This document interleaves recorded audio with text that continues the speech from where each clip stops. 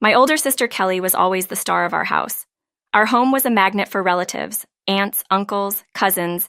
They'd swarm our backyard like ants to a picnic, eager to taste my mom's famous barbecue and watch Kelly perform. The backyard was her stage, the lawn neatly trimmed, with a big oak tree providing the perfect backdrop. Dad would light the grill, and soon the air would fill with the mouth-watering scent of sizzling meat, while Mom rushed around making sure everyone had a drink in hand. "Kelly, sweetheart," Aunt Cheryl would call out above the laughter, "sing us a song, will you?" And just like that, the spotlight turned to Kelly. She'd jump onto a chair, her golden curls bouncing, her eyes twinkling. With a dramatic throat clear, she'd launch into her best rendition of Celine Dion's "My Heart Will Go On."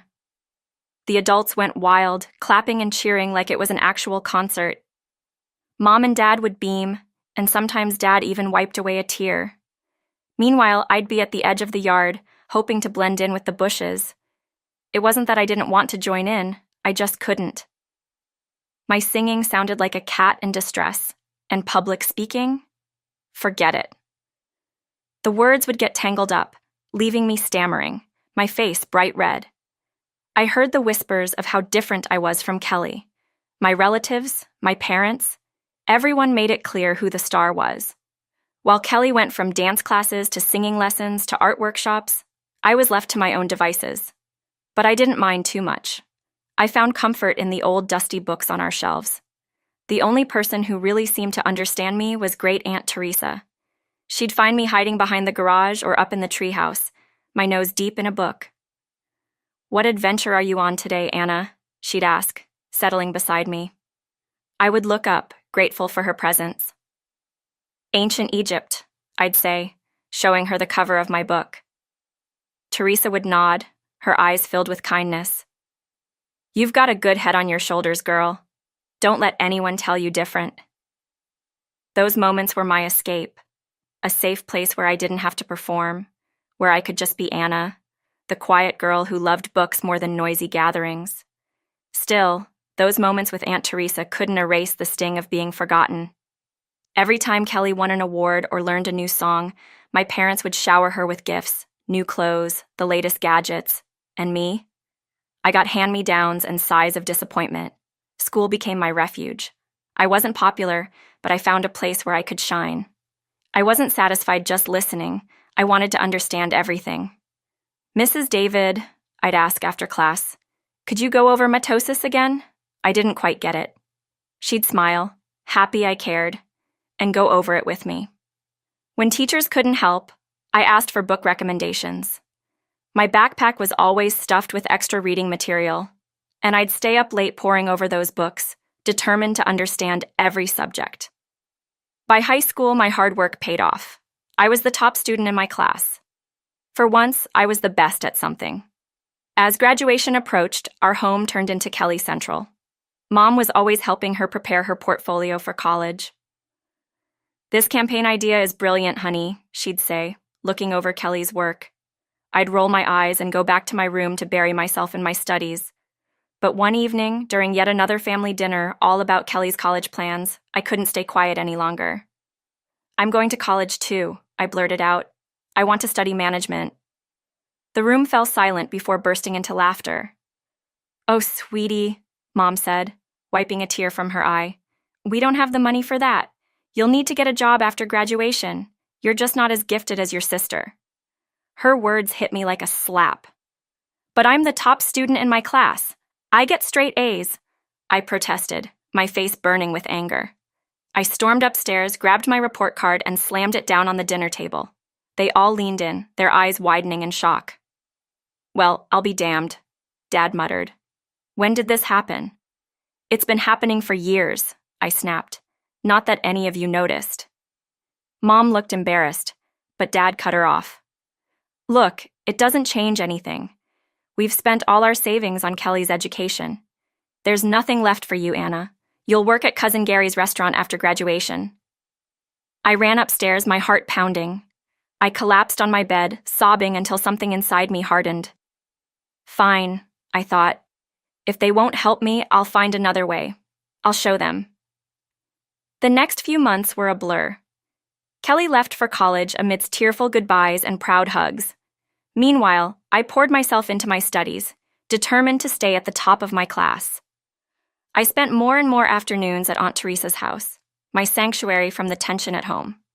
One sunny afternoon, as we sat in her cozy kitchen drinking tea, she asked the question I dreaded. "So, Anna," she said gently, her kind eyes watching me, "what are your plans after graduation?" I stared at my teacup, tears threatening to spill. I don't know, Aunt Teresa. Mom and Dad won't help me with college. They say there's no money left after Kelly. Teresa was quiet for a moment, then reached across the table, squeezing my hand. "Anna, dear, I have some savings. I'd like you to use them for college. You're smart as a whip, and I won't let that go to waste." Her words hit me like a wave. Overwhelmed, I burst into tears, throwing my arms around her. "Thank you," I sobbed. "Thank you so much, Aunt Teresa." Before I knew it, I was walking across the stage at graduation, diploma in hand. In the audience, Aunt Teresa beamed at me, tears of pride in her eyes. My parents were there too, but they looked awkward rather than proud. That night, as I went through college brochures, Mom came into my room. "Anna, honey," she said, her voice overly sweet, "Cousin Gary has a waitressing job for you. Isn't that exciting?" I took a deep breath. "Actually, Mom, I won't need that job. I'm going to college." Dad appeared in the doorway, frowning. "And how exactly do you plan to pay for that?" "Aunt Teresa is helping me," I said, holding my head high. "She's giving me her savings for tuition." Dad's face turned red with anger. "Absolutely not. If Teresa has money to spare, it should go to Kelly. She needs a car for her job next year." "Are you serious?" I snapped. "This is my chance to make something of myself." "Don't be selfish, Anna," Mom added. "Your sister needs that money more." "No," I said, my voice steady. "This is my money now, and I'm using it for college. End of discussion." Home life became unbearable after that. My parents either ignored me or snapped at me over small things. After one terrible argument, I called Aunt Teresa, crying. "Pack your bags, sweetheart," she said. "You're moving in with me." The next day, I packed everything I owned and moved out, watching my childhood home shrink in the rearview mirror. As I arrived at Aunt Teresa's, I felt a huge weight lift off my shoulders.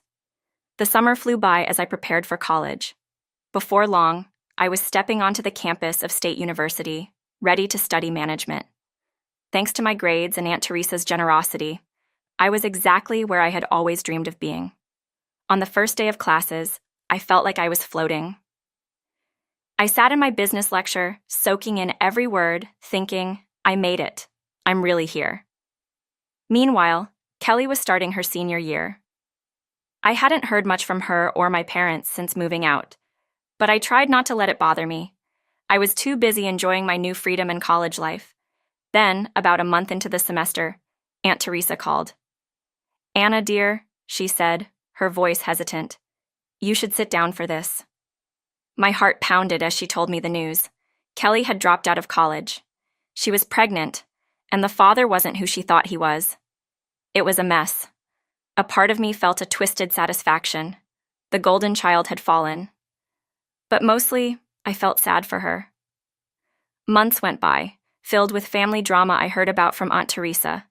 When Kelly's baby was born, a DNA test confirmed her boyfriend was the father, but he only agreed to pay child support. No wedding, no happy ending.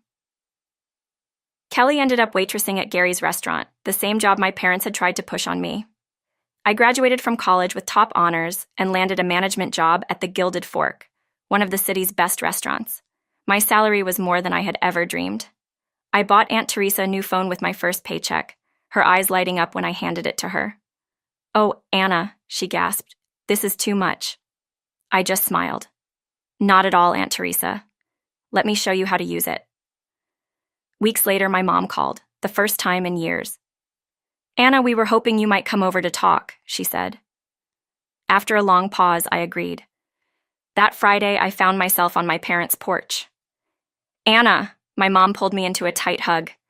Inside, my dad and Kelly sat, with Kelly's toddler on her lap.